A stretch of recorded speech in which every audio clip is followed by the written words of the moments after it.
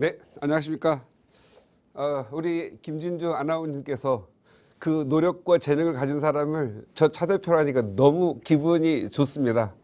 또 거기다 대고 양심까지 갖추었다고 감히 말씀드립니다. 여러분의 부동산 고민, 궁금한 거, 그리고 투자 이런 부분들에 대해서 정말 열심히 노력하고 제가 갖고 있는 성심을 다해서 진심껏 도와드리겠습니다. 여러분이 갖고 계신 오늘 또 갖고 계신 그 궁금증, 그다음에 부동산에 대한 고민 지금 전화 주시기 바랍니다. 부지런하게 양심껏 상담해 드리도록 하겠습니다. 전화 주십시오. 네, 정말 그 지난 시간 노후도에 대해서 짧게 이 꼭꼭박사 강식한테 말씀을 드렸는데 저희 거의 전국에서 그것 좀 다시 좀 더 세부적으로 다뤄달라 해서 또 오늘 여러분의 노후도 이런 부분에 공부를 좀 같이 할까 합니다. 많은 사람들이 재개발 투자를 원합니다. 그런데 재개발하면 무섭습니다. 왜냐하면 한 번도 가보지 않은 길을 간다는 건 두려움이 앞서기 때문입니다. 많은 사람들이 재개발 투자, 단독주택이나 빌라를 투자해서 입주권을 갖는다고 하는 거에 대해서 많이 폄훼하거나 또는 두려워하는 분들이 많습니다. 사실은 말이죠. 아파트 사가지고 재건축하는 것보다는 빌라 사가지고 재개발하는 게 훨씬 더 돈은 적게 들어가고 훨씬 더 많이 법니다. 수익률도 높고요. 왜냐하면 아파트는 기본적으로 주거의 여건이 좀 되기 때문에 기본적으로 가격이 고가이고 높습니다. 그걸 부셔가지고 건축을 해야 되기 때문에 건축비는 당연히 더 높고요. 재개발은 반면에 4층, 3층짜리 이런 건물들도 형성돼 있고 아무래도 철거도 용이하고 그리고 또 공공의 개발이기 때문에 용적률 완화라든가 이런 부분들이 좀 있습니다. 그래서 재개발 투자를 하시는 분들은 소액으로 24평형, 30평형을 받을 수 있는 부분들이 있기 때문에 훨씬 더 많이 번다라고 보시면 됩니다. 그런데 왜 여러분들이 이런 재개발 투자에 대한 두려움이 있냐면요.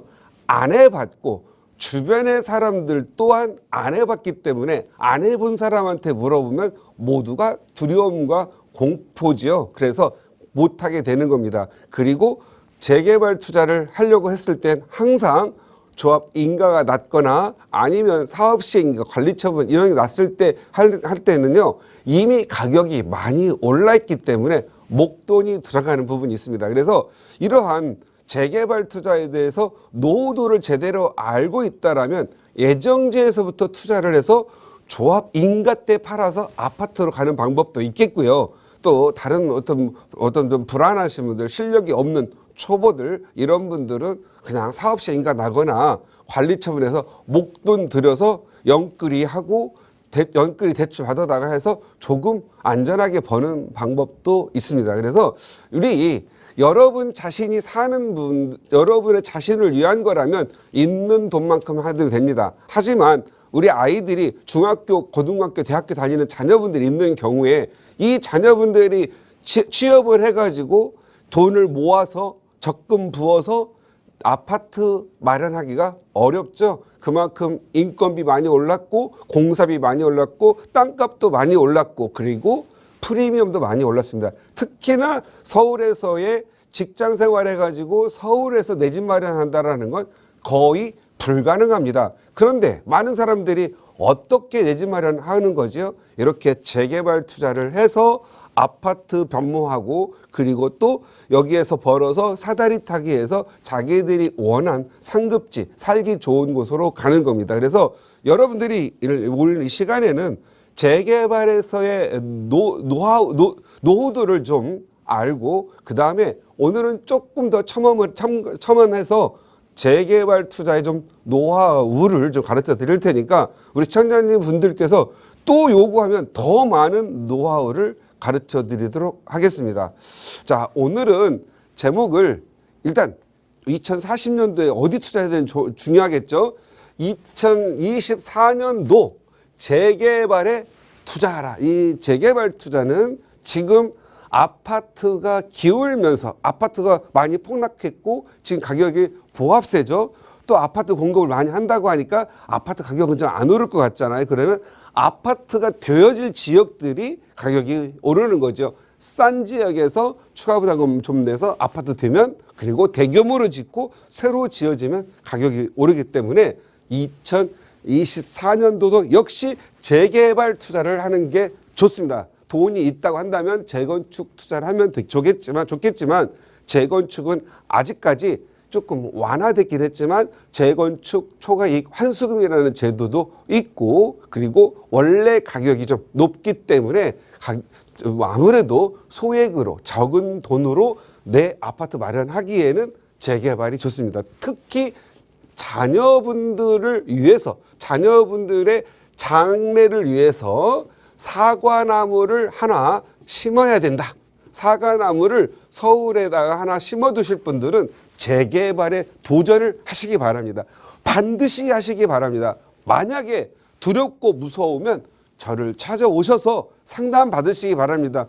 왜 두렵지 않고 왜 해야만 하는지 그리고 왜 안심해도 좋은지를 충분히 말씀드리도록 하겠습니다.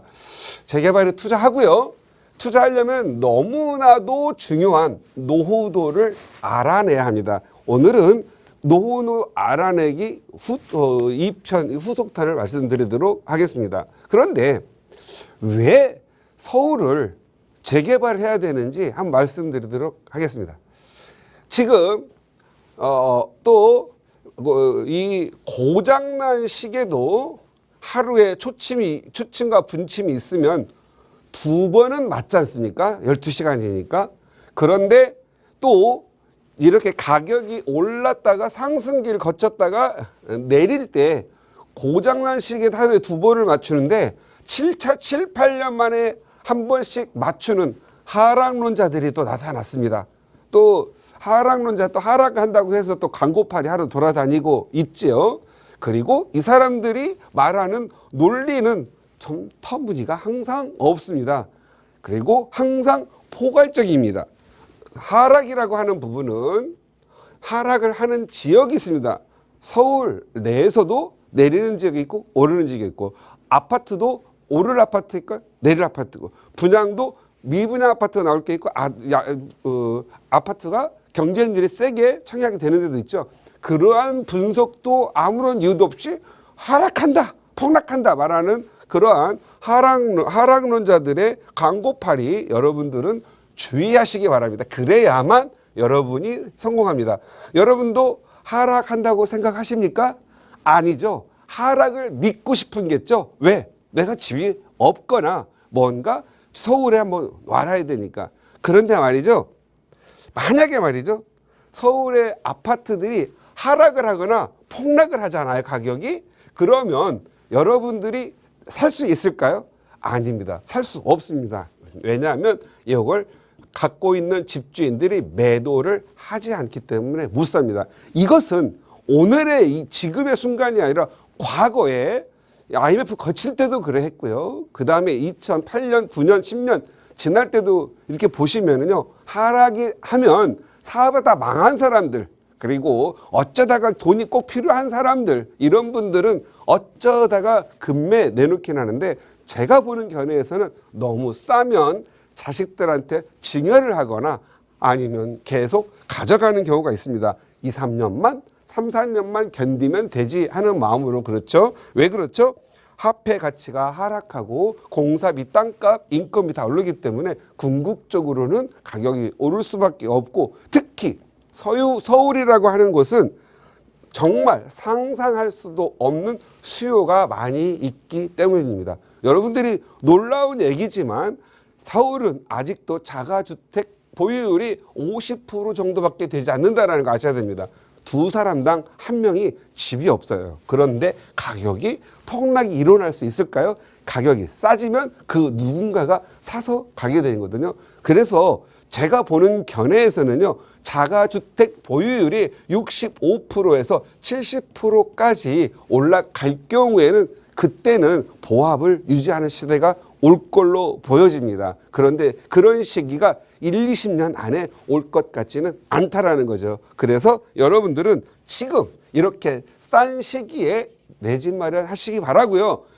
자금이 부족한 분들은 좀 더 나은 미래를 위해서 5년, 10년을 내다보고 재개발을 통해서 서울에 내 집 마련하시기 바라고요. 재개발은 단지 규모가 보통 크게 나오기 때문에 서울만큼은 확실하게 가격이 오른다라고 믿으시기 바랍니다. 안 믿으시면 저한테 오시면 믿게끔 만들어 드립니다. 그래야만 여러분들이 저한테 오셔서 이렇게 발목이 잡혀야만 부자 됩니다. 예를 들어서 한번 해드릴까요?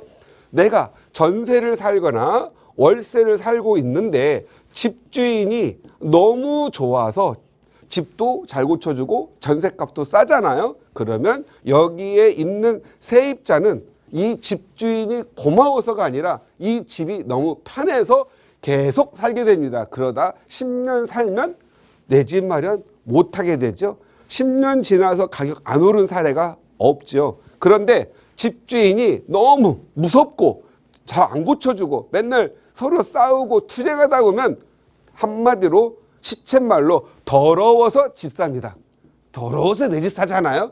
그래서 부자 됩니다. 그래서 우리 혹시 여러분의 자녀분들이나 내가 좋은 집주인 만나서 살고 계신 분들은 당장 집주인과 싸우시기 바랍니다. 거기부터가 내 집 마련의 시작이죠. 항상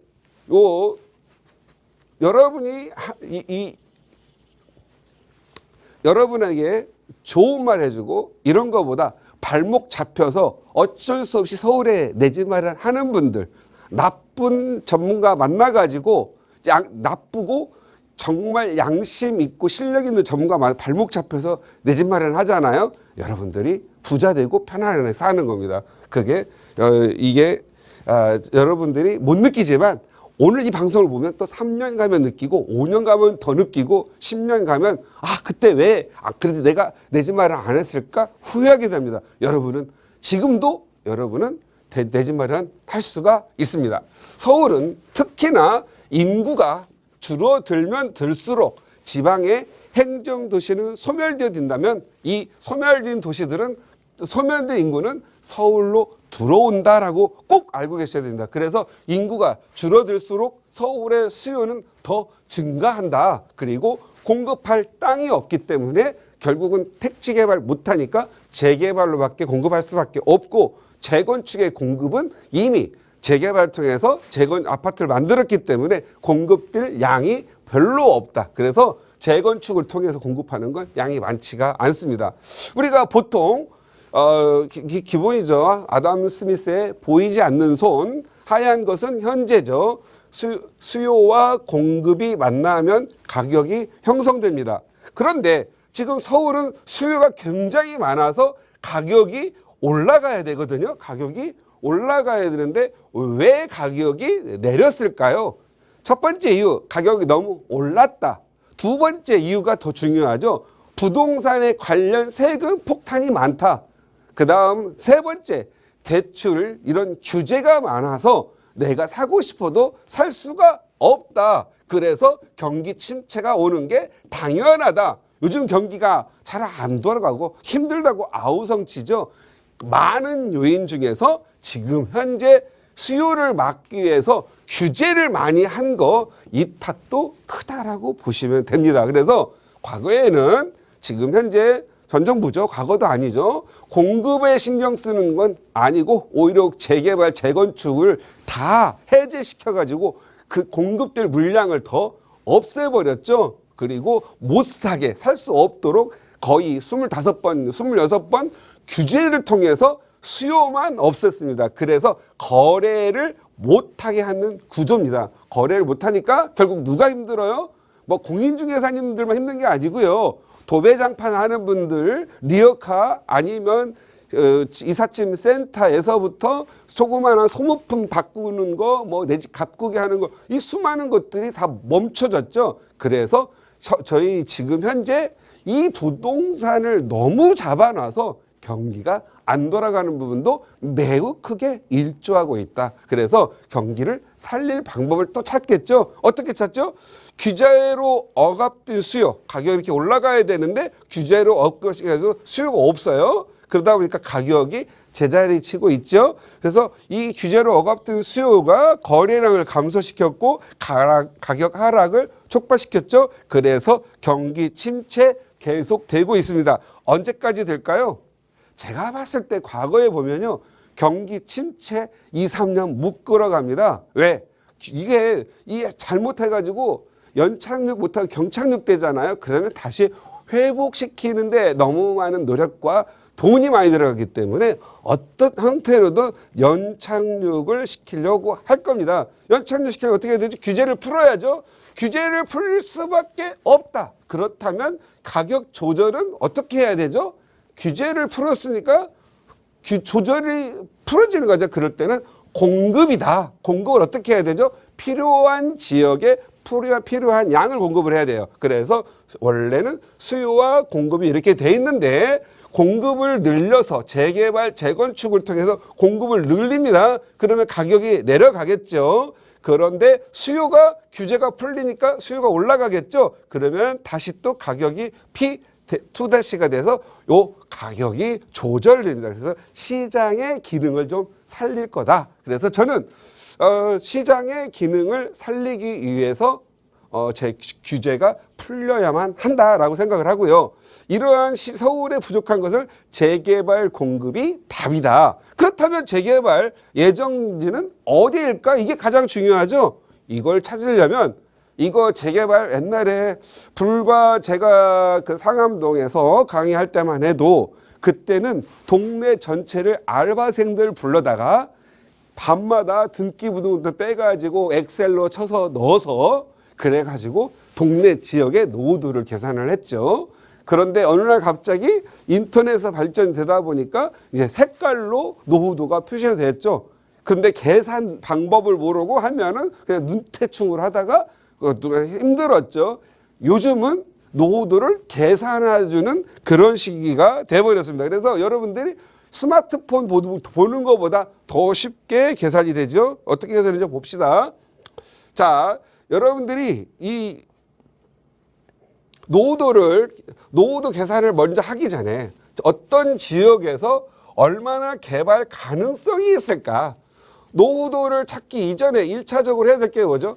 개발 예정지를 찾는 게 중요하죠. 이 개발 예정지를 모르기 때문에 여러분들이 제 전문가 쫓아다니고 많은 강의 듣고 하는 거잖아요. 그리고 기동량도 하는 거고. 그런데 이것들도 항상 그렇잖아요. 실력이 있는데 양심이 없는 사람도 있단 말이에요. 노후도가 안 맞는데도 불구하고 노후도 맞는다고 막 해가지고 재개발 뻥치잖아요. 뻥치면 어떻게 해요?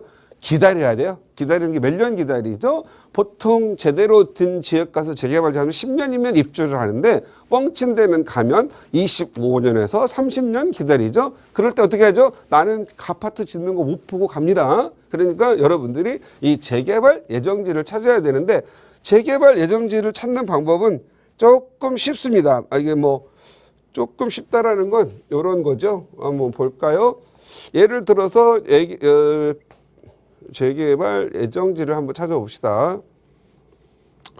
재개발 예정지. 여기 보면 재개발 예정 및 발표 지역 해가지고 딱 나오죠. 그러면